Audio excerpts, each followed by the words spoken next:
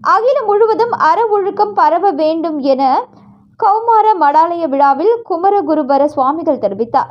135 ஆண்டுகள் பழமை வாய்ந்த கோவை மாவட்டம் சின்னவேடம்பட்டி பகுதியில் உள்ள கௌமார மடாலயத்தை நிறுவிய ராமானந்த சுவாமிகளின் 69வது ஆண்டு குரு பூஜை விழா, தண்டபாணி சுவாமிகளின் நூல்கள் வெளியீட்டு விழா, கல்வி, இசை, சமூக சேவைகளின் சாதனை படைத்தவர்களுக்கு விருதுகள் வழங்கும் என முப்பெரும் விழா கௌமார மடாலயத்தில் உள்ள கலையரங்கில் நடைபெற்றது.